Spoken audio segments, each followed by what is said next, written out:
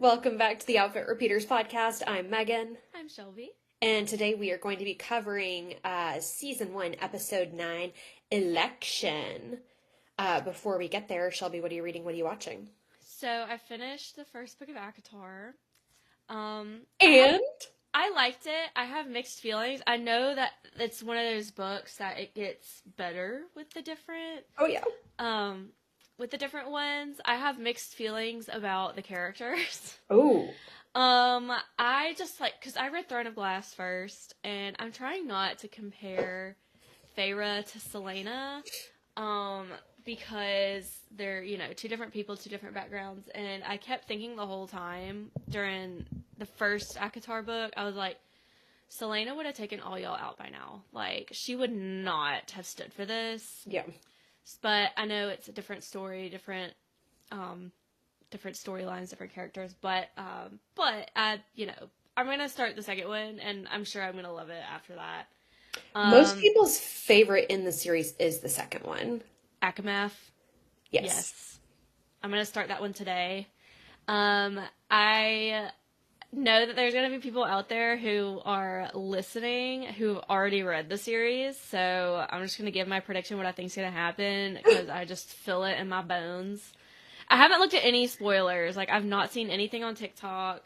Like, if I see something, I scroll past it, because I am on, like, Throne of Glass TikTok, which sometimes ACOTAR comes in. I have a really sneaky suspicion that she's going to ditch Tamlin for, what's his name, Rhysand or whatever. Yeah. I'm just like, I just see it coming. I've read enough books to be like, I feel it in my bones, and I just don't know how I feel about that. So, well, we know Sarah. We know Sarah, and we know that when she does something like that, she usually gives us like a good build and a good reason. That's true. True. Which, I mean, except for Lele and Rowan. I mean, I don't get it. I still think it's weird. I'm not a stan of that relationship, but we could do a separate podcast on that. I'm not a stan of Selena and Rowan. I got so, in one book, emotionally attached to Sam Cortland from Assassin's Blade that I just, could not see her. And also, her and Rowan are supposed to be, cousins or something. Yeah, yeah. Which okay, we live in Alabama. We don't need to read a plot line that is similar to where we live. Where we live, yeah. So, I couldn't get behind that, but yeah. So that's what I'm reading. I am still listening to, I'm about halfway through the, Assistant to the Villain, which is kind of like my lighthearted read. And, it has some, comedy. It's more of a, contemporary romance with, aspects of, fantasy, but not fantasy like Sarah J. Maas, fantasy like Disney. Okay. So, that's kind of my take on it. And then for what am I watching, I restarted one of my favorite sitcoms, Hot in Cleveland. I love that show. That is so random. I love Hot in Cleveland. And if you haven't watched it, it's Betty White's last sitcom. It was made 10 or 12 years ago. But it is so funny. Oh my gosh. I'm literally cackling as I read it. Or as I listen to it. I don't know why this surprises me, because you're such a Golden Girls fan, so you would be super into a sitcom about old ladies. Oh yeah, yeah. And it's it's also if you don't know the premise of it, it's these LA women, they're single, and then their 40s and 50s, which is again the premise of the Golden Girls. And they moved to Cleveland because they think because the men find them more attractive in their 40s and 50s in Cleveland than they did in LA. Yeah, well, I mean, an LA 50 versus a Cleveland 50. Okay. So it's so funny. Oh my gosh. But yeah, what about you? What are you reading? What are you watching? Still on the tandem read of Throne of Glass. We've discussed this separately. I think it's just so I understand the reasoning behind the tandem read. I understand why it makes sense to do it together. However, for me personally, it's just been really overwhelming. I have not wanted to pick up the books because going back and forth and making sure that I'm like in the right place. Like I've kind of screwed up in a couple of places and been further ahead in one book than I was meant to. So I am going to finish Tower of Dawn, then finish Empire of Storms. And I think that that'll make it a little less overwhelming. I've got like 200 pages left in Tower of Dawn. I'm really hoping to get that done this weekend. I just finished We Were Never Here by Andrea Bartz on audio. I checked that out from the library. It was good until the end, and then it was one of those like run out of gas endings where I felt like the author was like, okay, I'm sick of writing this and I'm just gonna like end it. And like there was really no like it just ended. Like it wasn't an interesting ending in any way, shape, or form. So like that was a little bit frustrating to me. And then yesterday while I was cleaning the house, I started The Golden Couple by Greer Hendricks and Sarah Pekkanen. I don't know if I'm saying that right. But I also checked that out from the library, and that's been good so far. I have started rewatching Golden Girls, which I say that I don't think I've ever seen it like all the way through. I mean, I've seen like every rerun that they've ever put on television, but I've never like watched them in succession. Although I do have seasons 3 and 4 on DVD because they were gifted to me. So I've seen all of 3 and 4 in succession. But yeah, What was the last episode you watched? Oh gosh, I don't know, like episode 4 of season 1, something like that. I think the last one I watched was when Rose went on the cruise with that guy, and it was the first guy since her husband had passed away. With Arnie. Arnie, yes. Yes. Do you love how I just pulled that out of nowhere? Like, I just knew that. I'm not surprised. I mean, our listeners may be, but Shelby's mind is a steel trap for any pop culture reference ever. If she's seen a television show, she can probably name the season, the episode, and what people were wearing. Like, couldn't be me, but I think it's because I'm a comfort watcher. I like knowing what's going to happen. I have to be in the right mindset to watch something new. I can't tell you the last time I watched something new. Probably last summer when I watched Dairy Girls. Yeah. Which is now one of my comfort shows. Just, yeah. And then aside from like the regularly scheduled programming that we watch every week, we've been watching I Am a Killer on Netflix. Ooh. We've been very into like true crime documentaries recently, but I'm kind of like picky. Like I want like a multi-episode, but like I don't want too many. Like we had started a while ago watching one on Madeline McCann on Netflix, and I thought it was like 3 or 4 episodes. It was like 9. And by the time I was done with episode 4, I was like, how could they possibly drag this out? Because this is an unsolved case. Like there's no possible way that they can squeeze 4 more episodes out of this and be bringing me new information. So I just quit. But I like something that's like a 3 to 4 episode, and each episode's like an hour long, rather than something that's like 8+ episodes, or rather than something that's like a 1.5, 2 hour documentary. No. Which I'll watch those too, but I have to be in like the right mood. The only thing I can watch multiple, like 9 episodes on was the Murdoch Murders on Netflix. Yeah. I watched that multiple times.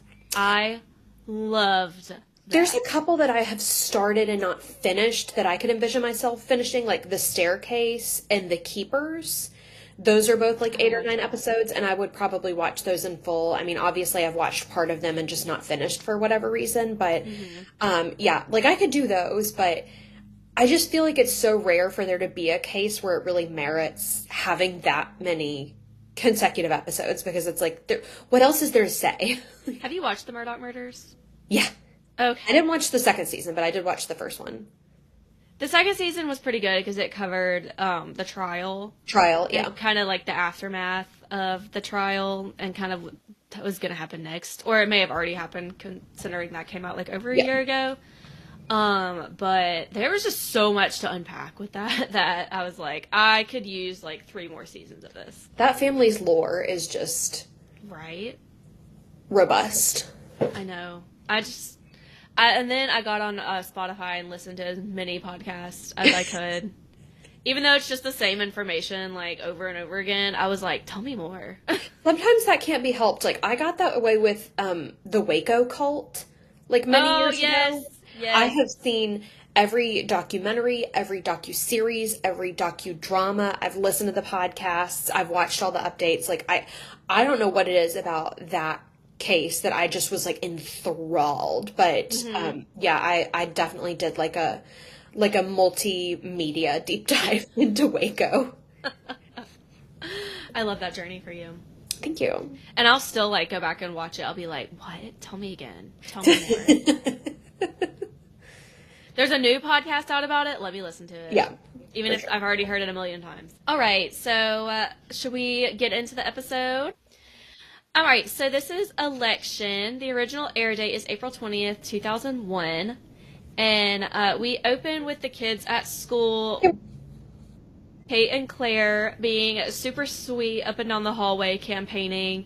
And they're like, hi, nice to meet you. Like shaking hands with her constituents. And Lizzie says to Gordo and Miranda, she says, okay, something's going on. Claire is being nice to everybody, and Kate's not even stopping her. And Miranda says, tell me about it. She actually said hi to me this morning. And then Lizzie, again, is like, she's talking to the Dorchestra. She must have lost a dare. And I have to point out here that Lizzie's hairstyle to me was very Joe-coded.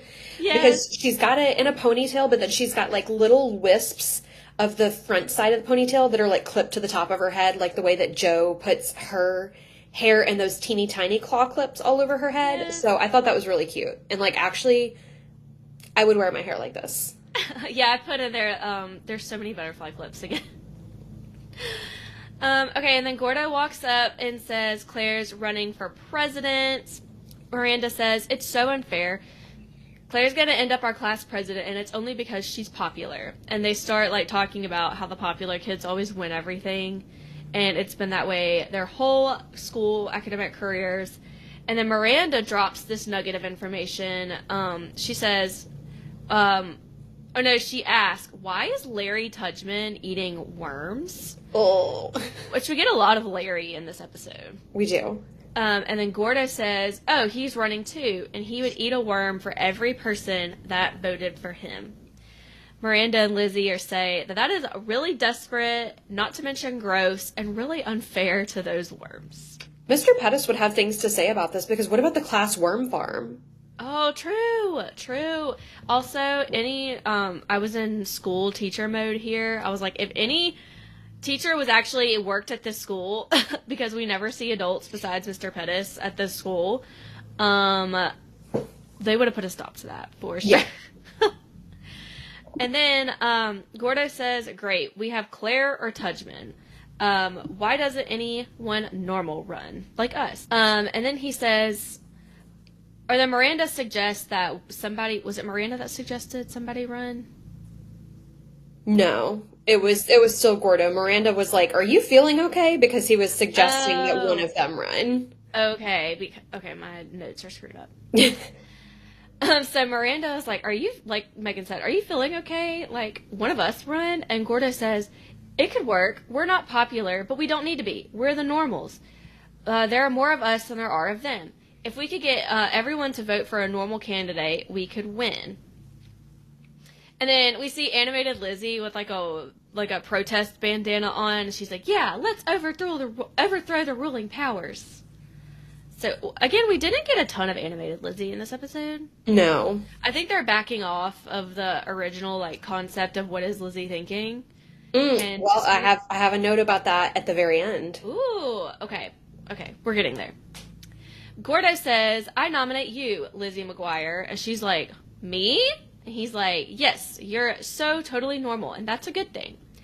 Lizzie is not taking this seriously. She's like, are you joking? I am not, like, a good candidate.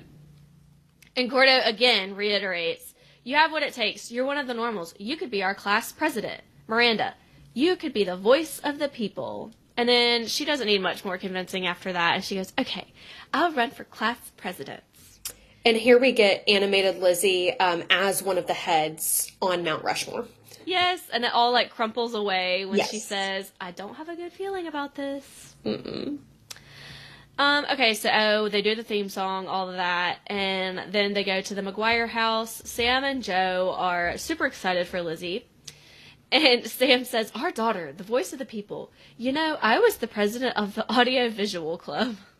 And here we get like a throwback photo of young Sam, and he is in a full suit standing next to an overhead projector, which if you are any younger than Shelby and I are, like, you probably don't even know what that is. I know, right? I was just thinking about that. This is the relic that came before the smartboard children. You know, I was in high school when the smart boards got installed. Yep. And we were like, no more overhead projector? What do you mean? Yep. So that was a big day when the smart boards got installed. Okay, so Lizzie's like, I'm sure you were, Dad, president of the AV club. Anyway, Gordo thinks we may actually have a chance of winning. And Joe says, I knew you were destined for greatness the day you were born. I'm gifted that way. Just like I knew that Richard guy on Survivor would win. And I said second Survivor call out. There are so many Survivor references, and another show that we've already talked about.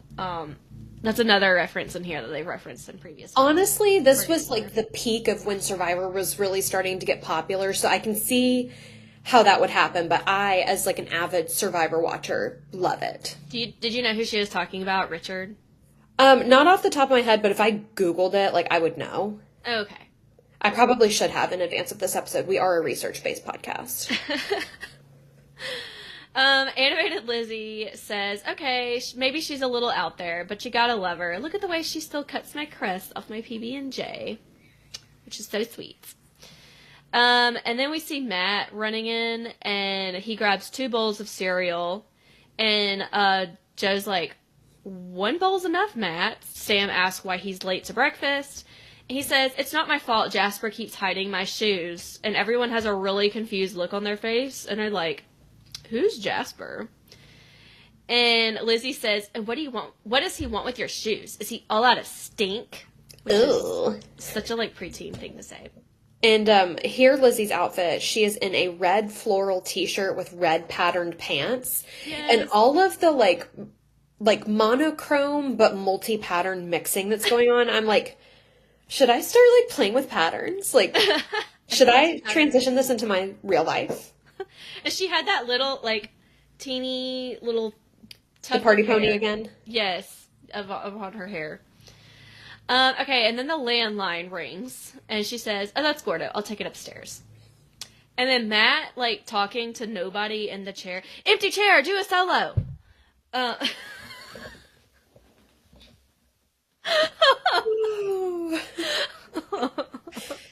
If you didn't hear, Megan was on mute, but she laughed really hard at that joke. I did. Sorry. My allergies are raging, so I keep muting myself so I can sniffle without doing it into the microphone. Fun fact, one of my senior majorettes last year said one of the things, in her goodbye speech to me, she said, one of my favorite things about you is that you can come up with a Dance Moms quote in any aspect of life. It's accurate. Again, my mind is a steel trap. So Matt leans over to the empty chair. Sorry, I keep thinking about empty chair to a solo. Okay, so Matt says, that's the girl I was telling you about. She claims to be human, but I beg to differ.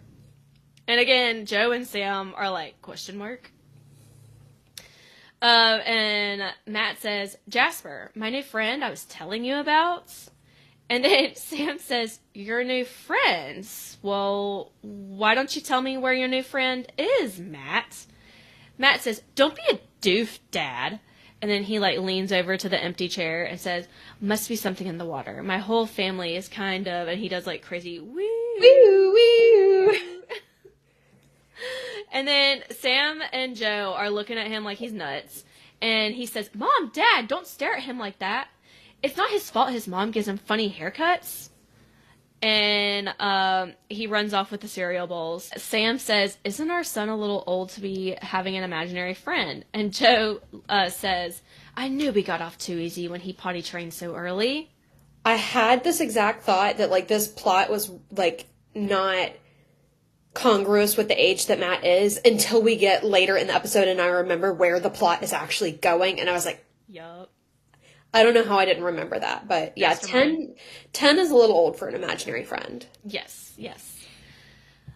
Okay, we get this next like scene on the screen. I don't think we've had one of these so far, but it's one of those iconic clips of all of the three kids on the phone, Lizzie, Miranda, and Gordo, where they're in their separate bedrooms, all on the same phone line.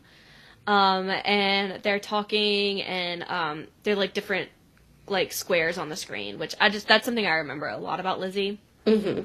Was that like screen setup. And Lizzie says, I can't believe I'm running for class president against Claire.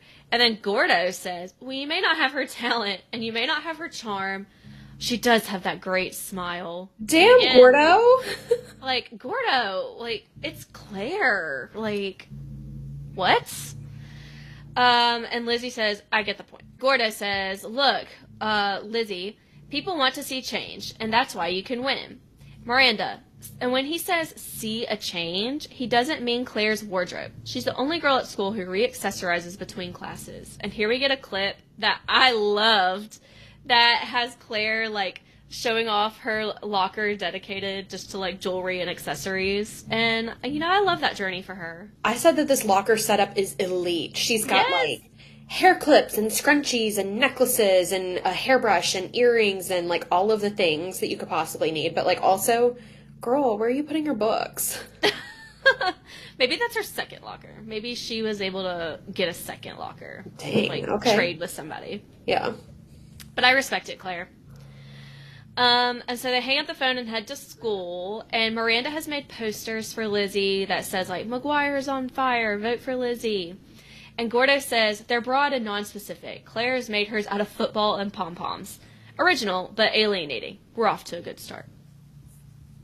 And then Lizzie says, is Larry really serious about eating those worms? And Miranda tells us that he's already eaten 5 worms. Ugh. Ick. And then Gordo says Tudgman's all about the shocking people. Think of him as Marilyn Manson to your Britney Spears. And here we get a side-by-side of someone, I couldn't clock exactly who it was, dressed as Marilyn Manson and like Tudgman. the full... It was Tudgman? Yeah. Okay.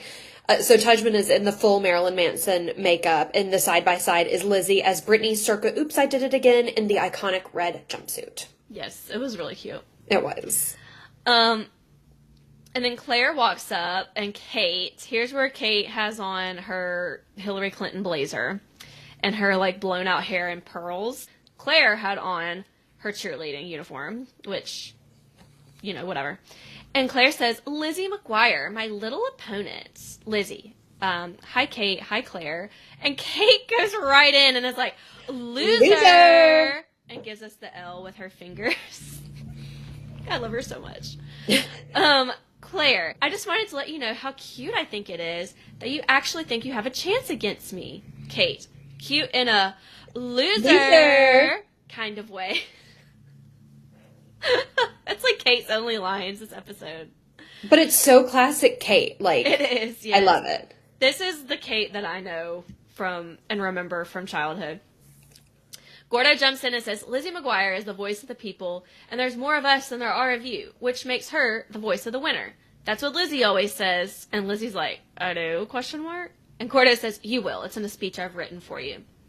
And then Claire clocks Gordo and just puts her hand out in front of his face. And Miranda's like, she's giving you the hand. Like, this is the worst thing that could happen. And then Claire, I did not think this line. I think the writers could have come up with something better. She says, bottom line, I'm popular and you're not. So I win. I feel like Claire could have come up with something better than that. Yeah. Gordo's hyping Lizzie up and is like, don't you remember our conversation this morning? You're powerful. You're normal. Go. And then we get spicy Lizzie again this episode. Yeah, we do. And she goes, let me tell you something, Miss Claire Witch Project. And I Miranda's said, like, nice! Miranda's like, ooh, good one. And again, we get another Blair Witch Project reference. That's like the 3rd one. Does this mean we have to watch the Blair Witch Project now? I'm too scared. Too scared. Lizzie says, like, goes in on Claire. And she goes, I may not be cheerleader captain, and I may not be yearbook editor, and I may not sit in the cool part of the cafeteria, but people want to see change. And no, I'm not talking about your wardrobe. And Miranda, yeah. And I said, where did this backbone come from? Literally, this is not the same Lizzie from episode 1 where she was like, yeah. Literally. And then she continues. So, laugh all you want now, because by the end of this thing, you'll be crying. And even animated Lizzie is like, who was that? Wait, that was me? Not bad, I think. So then Kate and Claire walk off, and Gordo says, you're a quick study, Lizzie McGuire. And then we see a side character that appears several times in the series, Veruca. And here I noted Veruca's braids. Same. And it wasn't just, like, two, like, cute braids, like, cute, like, it is one on the side of her head. Yep. The other one on the other side of her head that's not even with the other one, and then one on the top of her head. Yep. And it's like a pony and then braided with a scrunchie on the end. And I said, this hairstyle is diabolical. Which, I think they're trying to make her the nerd. Like, she's red hair, glasses, like... Mathlete. So, maybe that was one of the way they were trying to make her the nerd character. But, she walks up to Lizzie and says, I saw the way you just stood up to Claire, and I just wanted to let you know, you'll get the vote of the mathletes. And Lizzie's like, I will? I mean, that's great. Thank you. And then Gordo says that's 9 votes. And animated Lizzie, 9 votes? They like me. They really, really like me.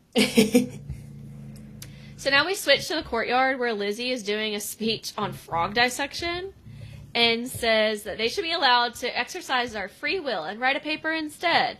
And let me just tell you, if my students were given the option of dissecting a frog or writing a paper, they would choose to dissect a frog. They would do anything to not have to write a term paper. Really? Yes. I remember when I dissected frogs in high school, like, I had 2 lab partners, and I was the only one that wasn't afraid to do it. And one of them was a boy. We made the boy in my group do it. I was the one that did it. It was 3 girls and a boy, and we made him do it. Which also, we did frogs and baby pigs. We did frogs, and then I think we did, like, a pig heart and a sheep brain. Oh, we did a sheep brain, too. Yeah. We did 3 dissections. And this was my senior year, and I already knew that the medical field was not for me, but that, like, solidified it. I was like, nope. Yeah. I was like, I can't even look at this. But Lizzie ends her speech with, friends and fellow students, I think it's my time to ask not what your student government can do for you, but what you can do for your student governments. And here I have to point out that I would say 99% sure that Lizzie is wearing the same patchwork top that she was wearing in the last episode when she was making candles. That's what I was thinking, too. I was like, does she have 2 patchwork tops? Which is entirely possible. Expect anything from our girl, but I noticed that, too. I was like, another patchwork top. And then all of the students start chanting, be nice, don't slice, be nice, don't slice. And then Miranda and Gordo are watching from the stairs, and Miranda says, that was a great speech. And Gordo says, thanks, I wrote it. And Miranda just gives him this look like, duh, like I knew that. Gordo has, if you haven't noticed, Gordo has taken on the role of Lizzie's campaign manager. So they're in the hall. Lizzie and Gordo are passing out flyers. And Lizzie's, like, frantically, like, passing out flyers while Gordo is giving her the rundown. And she's like, and Gordo says, people are watching your every move. When you're in language labs, you speak Spanish, you speak French, you speak Italian. When you're in home ec, you cook, you sew, you mend. When you're in gym, you rebound, you go the extra distance, you run like the winds. That's We've a lot. seen Lizzie in gym class. There's no way she's doing any of those last 3 things. That's hysterical. Yeah, do we need the flashback of the first few episodes of Lizzie in gym class? Here we pass a bully doing the whole, like, give me your lunch money, you little twerp. And Lizzie has her bubble backpack again. Chef's kiss. I love it. And then Lizzie and Gordo stop, like, record scratch, dead in their tracks. Literally, there was a record scratch in the scene added. Lizzie's like, what do I do? And Gordo was like, talk about the cost of lunch speech. And pulls an index card out of his front pocket of his shirt. And I said, leave it to Gordo to have random index cards with different speeches for different scenarios at the ready. Oh, I would expect nothing less of Gordo. Oh, absolutely. So Lizzie goes up to the bully, and this man looks 25 years old. This man looks like he owes child support. That's what he needs the lunch money for.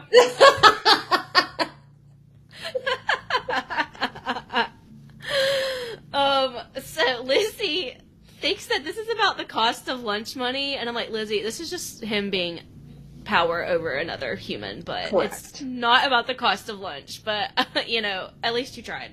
She goes, excuse me, the price of lunch is a bit high, isn't it? Vote for me, Lizzie McGuire, and I promise to do something about it. And then the bully's like, can you hold on for a second? And gives the worst wedgie I've ever seen in my life to the poor little innocent child in the hallway. I felt like I could taste that wedgie. It was up there so high. It was so bad. Also, that, again, lunch prices are set by the State Department, not students. And your parents pay for your lunch. Like, why is that a you problem? Exactly. So now we get a campaign montage of, I liked this one, of Miranda, running through the courtyard, being like, Lizzie McGuire, voice of the people, McGuire's on fire, vote for Lizzie! And she has her colorful orange hair in again. And there's this, song playing over the background of this that's probably been in my head for 24 hours. And the only line I know from the song is, it's politics as usual. And I'm not going to treat you guys to me singing that. But I do just need you to know that's been living rent-free in my head for a full 24 hours now. Yes, I thought that was a good little add-in to that episode.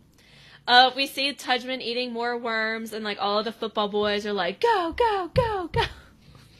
Ew.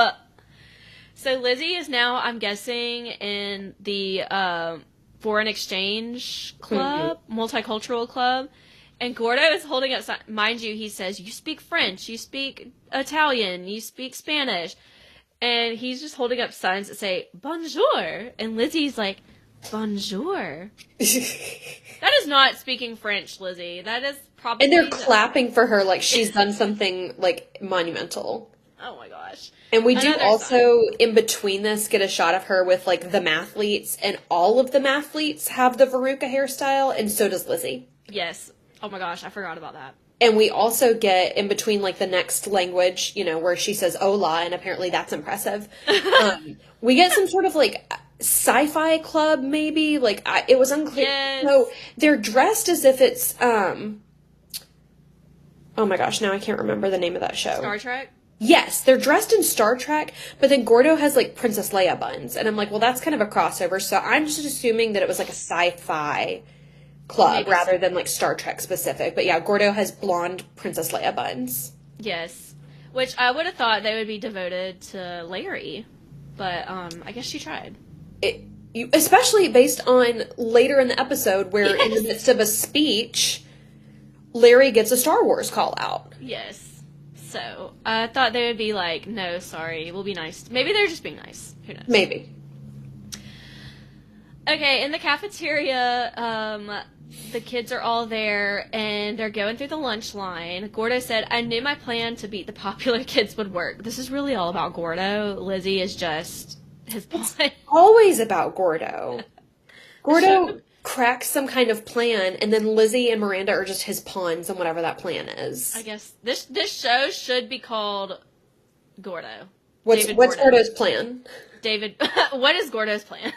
I mean, the rhythmic gymnastics episode, he pushed her into doing rhythmic gymnastics so he could make his Making of a Champion documentary. Yep, exactly.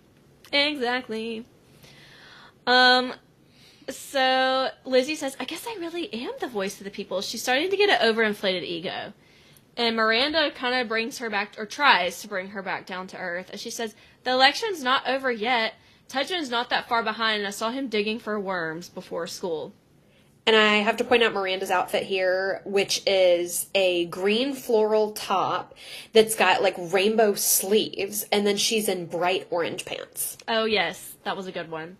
This is, Lizzie also has on a solid green top and floral green and blue pants. And a matching headband. So, but yes. Gordo says, you don't have to worry about Larry Tudgman. He went to the nurse's office complaining of stomach cramps. And Claire hasn't even infiltrated the drama groupies. Miranda points out that the drama club is second-tier level popular. They're going to vote for Claire, which Lizzie says, not if I can get them to vote for me. Gordo, Lizzie, we've gone over this. You know what to do. You have to blend. Don't smile. Drama groupies don't smile. And then she says, I can do this, Gordo. Gordo says, Lizzie McGuire, you have become everything that I've hoped for and more. A chameleon, changing colors, whenever necessary, at precisely the right moment. It scares me how good you are. Gordo, calm down. Lizzie says, I can't believe I'm going to hang out with the drama club. And Miranda says, but you're not. You're supposed to have lunch with the foreign exchange club. They're making you food from their homelands. And Lizzie gets her diva attitude, comes into play here, and says, foreign exchange club mystery meat or cool drama club? I'm going to go with the drama club. And Miranda says, but you promised them. Miranda's being the voice of reason here. Lizzie says, just tell them I've been campaigning so hard I need to catch up on my homework. And Miranda says that would be a lie. Lizzie, you call it a lie. I call it politics. And animated Lizzie is pointing out that, no, Miranda's right. It's a lie. And she's like, is this where she turns into Frankenstein? Yes. So they both say Gordo at the same time, trying to get him to consult on what she should do. Gordo says that the drama club is a very influential group, and if Lizzie's seen with them at lunch, there's no telling how many more votes she could get. Who she's seen with is very important. But Miranda's, sticking up for the foreign exchange students, saying that Lizzie has known about this lunch since yesterday. And Lizzie is gone full diva and says, see, I told you, it's politics. Gordo! And then he takes her sunglasses out of his pockets and slides her her sunglasses, because all the drama groupies have on sunglasses and black leather jackets. And she goes, later. And Gordo puts on her black leather jackets for her, and she walks off to go join the drama club. Miranda says, what's gotten into her? And Gordo says, I don't know, but it's making me all tingly inside. Calm down. Gordo's a very proud dance mom right now. He is. Back at the McGuires, going back to Matt's story, he's out playing baseball, or has a pitching machine in his backyard, and Sam and Joe bought it for him, and they're like, wow, great hit, son.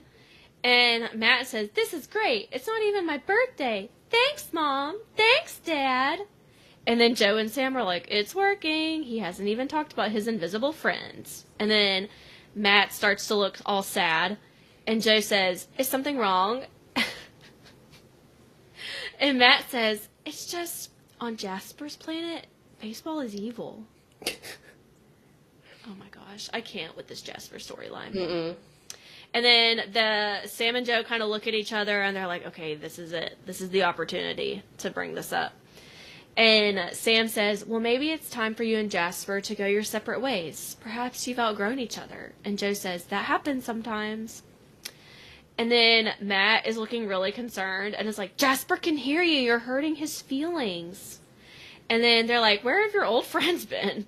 And they're like, they're all playing their video games. Then he pauses for a second. He goes, did you know Jasper's parents were snowmen?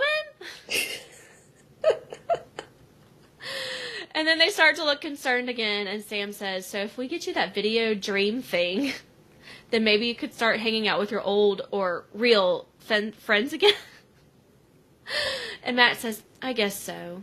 And then Sam and Joe are like, yeah, Jasper, you wouldn't mind that, would you? And then Matt goes, Jasper flew away. And to me, this is such an odd parenting choice to try and bribe him with what's clearly an extremely expensive gift.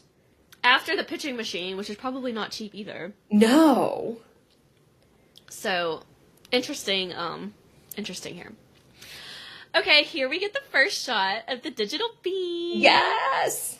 Which is where they hang out, where the kids go a lot in the series. Gordo hands Lizzie a drink. Juice from Concentrate. I was hoping for fresh squeezed. And then animated Lizzie as Frankenstein is like, when's someone gonna stop me?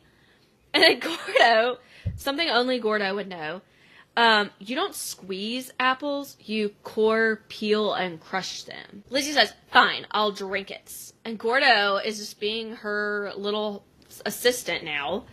And he goes, no, you're right. You've been working really hard. And, working as hard as Tudgeman over there. Eating worms. Eating worms. In public. At the Digital Bean. Where is the health manager of the Digital Bean? Allowing him to bring earthworms into their establishment. No. Violation. Health code violation. Somebody, get the manager. Lizzie says Gordo asks Lizzie, what can I get you instead of apple juice? She goes, coffee. 3 creams. And even animated Lizzie is shocked by coffee. And Gordo says, coffee? I like it. It's sophisticated. It's edgy. I'll be right back. And Miranda says, since when are you on the bean? I thought that was funny. That was funny. And so Lizzie says the drama club drinks coffee, so she's drinking coffee. Miranda says, but it stains your teeth, stunts your growth, and gives you bad breath. And why is Gordo taking your drink order? And I said, leave coffee alone, Miranda. Yes, she's too young to understand at this point. Yeah. Lizzie says, Gordo understands. I can't stand in line with everyone. And then Miranda says, are you Claire's twin or something? Because she's acting like a bratty diva like Claire. Lizzie says, things are changing. You really ought to try and keep up. And then Miranda says, oh, I can. I'm just choosing not to. Which, Miranda's a good friend for keeping her in line. Yeah. And then she stands up and leaves the table that Lizzie's sitting at, and she says to Gordo on her way out, way to go, Dr. Frankenstein, you've created a monster. Yikes. And then Gordo comes back with her coffee, and she goes, oh, Gordo, I said 3 creams, and this tastes like 2. And as if you would know that drinking your first ever cup of coffee. Literally, exactly. Gordo's like, I'll get you another one. And then animated Lizzie as Frankenstein is like, ready to change back now. Oh, it's too late. I'm alive. Frankenstein reference. I had to read that book in college and absolutely hated it. Oh. It was so bad. So now we're in the hallway back at school the next day. And we find out that Lizzie, Claire, and Tudgeman have had a debate. And Miranda did not go. And Gordo says, we missed you at the debate. And Miranda's like, doubt that. And Gordo says, well, I did. Lizzie was a little preoccupied. Claire did a cheer. Miranda, of course she did. And Gordo then explains that Claire did a kick and knocked over Larry's bowl of worms. He cried and said it was a conspiracy. I would have loved to have seen this scene, just saying. I mean, and honestly, this is a conspiracy I can get behind. Yes, exactly. And then Gordo says that everyone was so distracted with Claire and Larry that all Lizzie had to do was stand there, and she looked the most normal out of everybody, and everybody loved her. And Miranda says, sounds like Miss Voice of the People was a big hit. And then Gordo's like, Miranda? Like, what are you talking about? And then she says, what? The election's tomorrow, and Lizzie's blown off everybody to hang with the drama club. I hardly see her anymore, and I'm her best friend. She's become a monster, and it's your fault. Gordo says, Lizzie's not a monster. She's a politician. Miranda says, you're right. My bad. If a politician is someone who lies to people and bosses her friends around, then you're right. Lizzie's a real politician. Gordo says, okay, I get your point. I'll talk to Lizzie. And Miranda says, you need to tell her that if she wants to be the voice of the people, she needs to hang out with everyone, not just the drama club. And then now we switch scenes. They're in the courtyard again, and it's election day. Gordo's giving Lizzie advice that she needs to, go visit different club rooms and try to get some last-minute votes. Do your hair in that braid thingy, and trust me, we'll win the election big time. The braid thingy sent me. Lizzie says, I don't think so, Gordo. And he's like, what? And then Lizzie's like, didn't you say I'm the voice of the people? And Gordo's like, yeah. Lizzie, didn't you say I have to appeal to everyone? Yeah, but well, aren't I more appealing if I hang with the drama club over the Dorchestra? And Gordo says, well, no. And she says, that's what I thought. Bye-bye. Yikes. And then Gordo and Miranda are talking, and he's like, you're right, I've created a monster. And then cut back to Joe and Matt at the McGuire house. Does Matt not have to go to school? Like, why is he not at school? Great question. So Joe is bringing in the groceries. Matt's on the phone talking to his little friend Doug.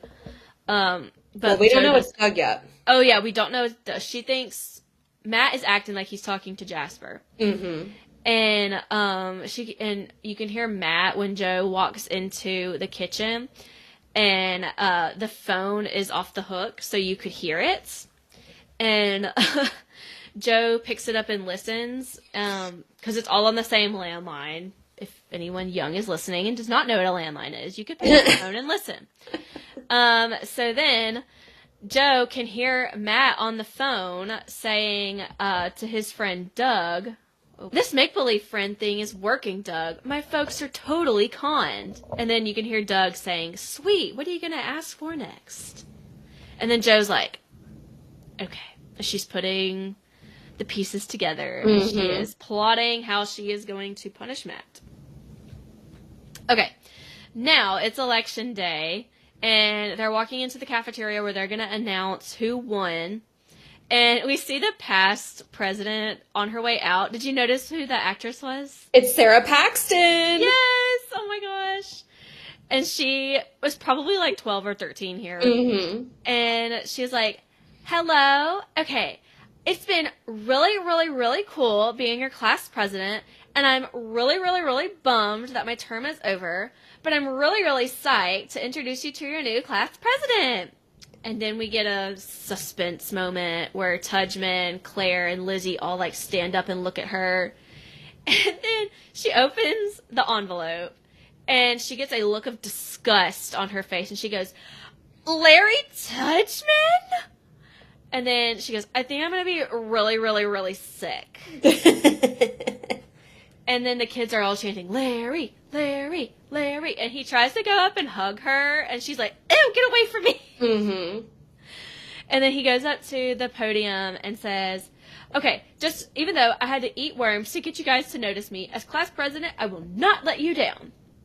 And here, the Star Wars reference we talked about earlier, he goes, one more thing, Jar Jar Binks, rules. And the whole, like, sci-fi club that's in their, like, Dr. Spock outfits stands up and starts cheering. And I'm like, I just don't understand, like, the consistency here. The worlds are colliding. They are.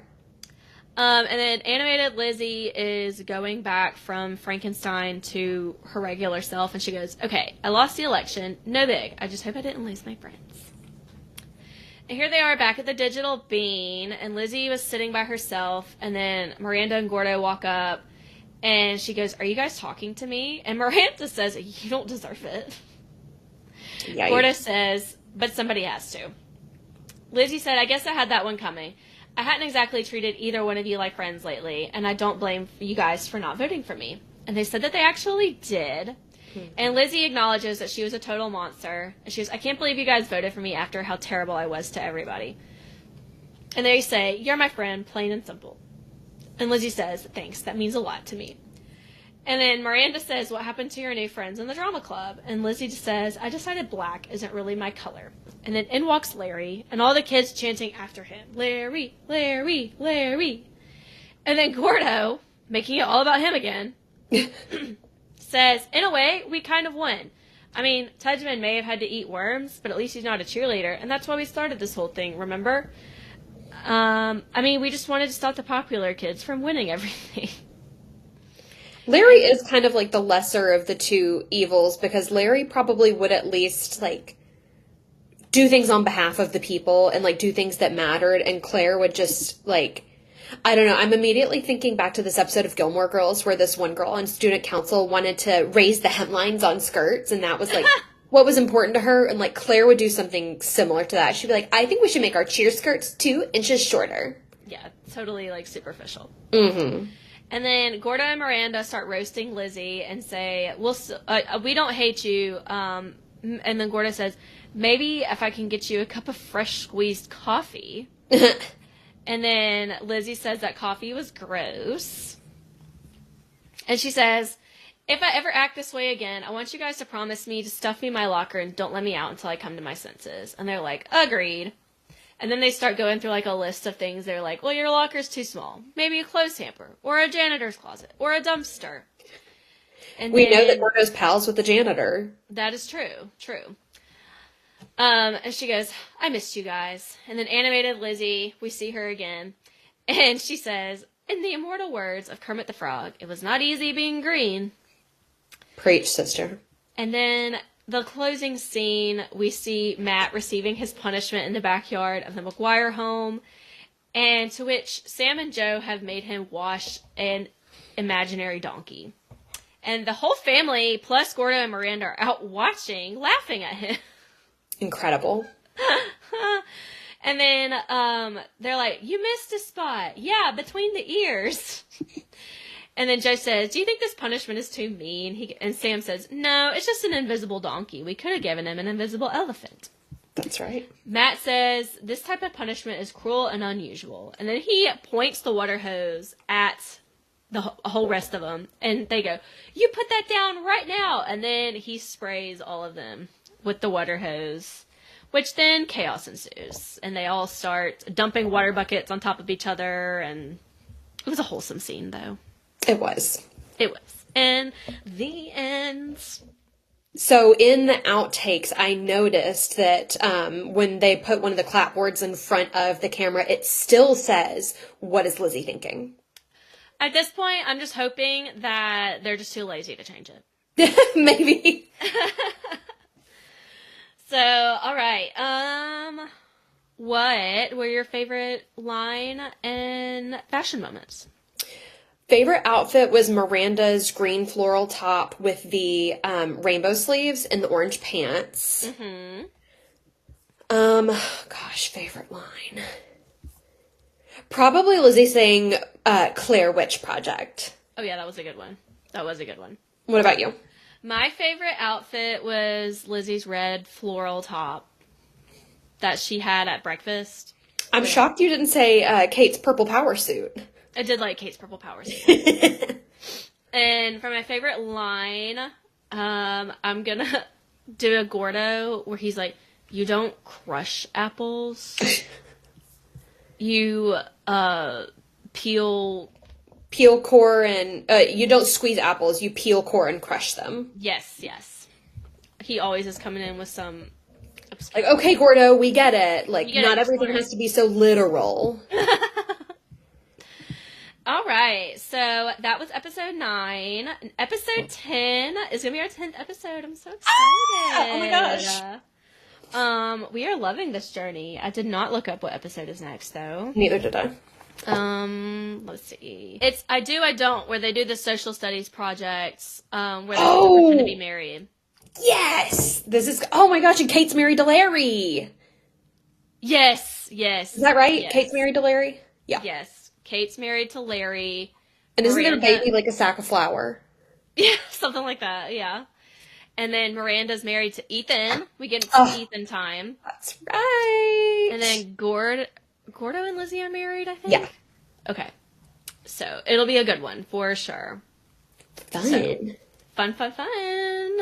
All right, any closing remarks or thoughts? Good episode. I liked all of the montages. I like an episode that's like montage heavy. And I think this is kind of fun because this is the first of like more than one episode that we get where like Lizzie is like diva extraordinaire. So yes, it's kind of fun. Yes, I liked this one. I like when there's a lot going on in the episode and it's not just like one scene, one location. Right. They were in several locations for sure.